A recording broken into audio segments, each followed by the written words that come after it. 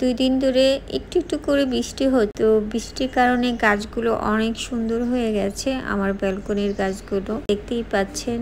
আর বৃষ্টি অনেক জোরে পড়লে তখন ভিজতে ইচ্ছা করে, কিন্তু অনেক জোরে পড়ছে না, কিন্তু বৃষ্টি হচ্ছে। তো বৃষ্টির কারণে আমার সবগুলো গাছ অনেক সুন্দর হয়ে গেছে, বিশেষ করে মানি প্লান্ট গাছগুলো। এখন চলে এসেছি ছাদে। ছাদে যেহেতু অনেক গাছ আছে, গাছের গোড়ায় পানি জমে গেছে। তো আমি আর আম্মু ছাদে এসে গাছের যে টবগুলোর মধ্যে পানি জমে আছে সেই টবগুলোর থেকে পানি ফেলে দিচ্ছি, কারণ জমে থাকলে পানির গাছের জন্য ক্ষতি, অনেক সময় আবার মশাও হয়।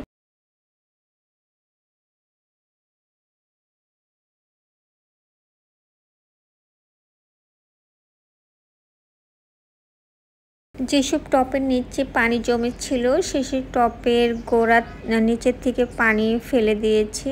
আর একটু গাছগুলো হেলেছিল, অনেক গাছগুলো। আর এটা ছিল বটবটি গাছ। তো অনেক মরিচ গাছের পানি জমে আছে। আর মরিচ গাছ পানি জমে থাকলে মরিচ গাছ মরে যায়। মরিচ গাছের জন্য বেশি পানি ভালো না। আমি ট্রাই করছি এই টপটা থেকে পানি ফেলানোর জন্য, কিন্তু টপটা একদম চিপার মধ্যে আমি মানে পানি ফেলাতে কষ্ট হচ্ছে। তারপরও ওইখান থেকে নিয়ে আমি সাইডে নিয়ে এসেছি। তো এইভাবে অনেক টপে পানি জমে আছে। ছাদে তো অনেক গাছ, আর এখানে তো জঙ্গল হয়ে আছে। গাছে বেশ ভালো হয়েছে সব গাছগুলো। তো অনেক গাছ দেখা যাচ্ছে বেশি পানি জমে থাকলে মরে যায়। তার মধ্যে আমার পুদিনা পাতাগুলো মরে গেছে। তো আমি যে গাছের গোড়া পানি আছে দেখে দেখে আমি পানিগুলো ফেলে দিচ্ছি। তো অন্যান্য ফল গাছগুলো ভালোই, এই বৃষ্টিটা হওয়ার কারণে গাছগুলোর জন্য ভালো হয়েছে। কারণ যে পরিমাণে রোদ বা হয়েছিল তাতে করে রোদের কারণে গাছগুলো মরে যাচ্ছিল। তো বৃষ্টিটা হয়ে গাছের জন্য খুবই ভালো হয়েছে। তো গাছে ফুলও ফুটেছে। এটা হলো কামিনী ফুল গাছ। আমি কিছু ডাল এখান থেকে ভেঙে নিয়ে যাব। ড্রাগনের পরে দেখছি কি সুন্দর হয়েছে। একটু বড় এলাকাটা দিও, এর মধ্যে ফুল বেড়াচ্ছে।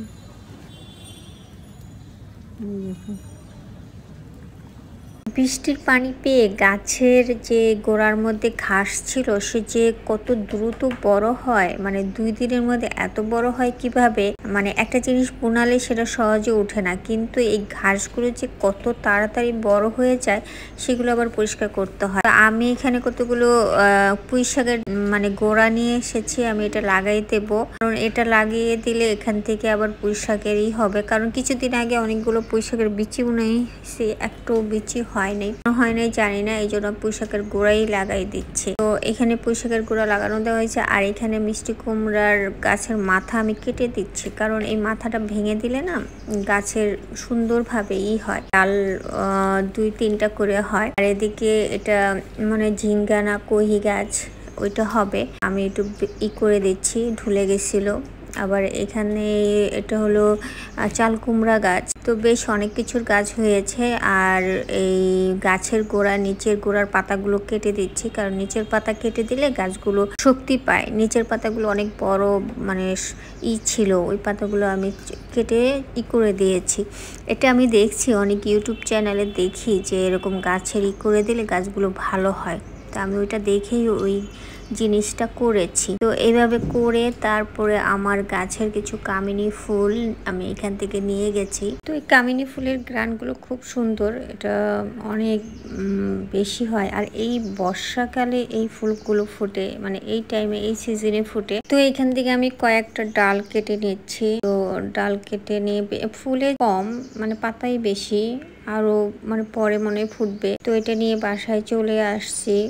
বাসায় এসে এটাকে আমি একটা কাচের বোতলে রেখেছি পানি দিয়ে, যে বেশ কিছুদিন থাকবে না। আর এটার ফুলগুলো ঘরে রাখার পরে কি ঘ্রাণ হয় কিনা জানি না, কিন্তু আমি ট্রাই করছি, দেখতে ভালো লাগতেছে। আর বেশি ফুল ফুটলে আরো বেশি ভালো লাগতো।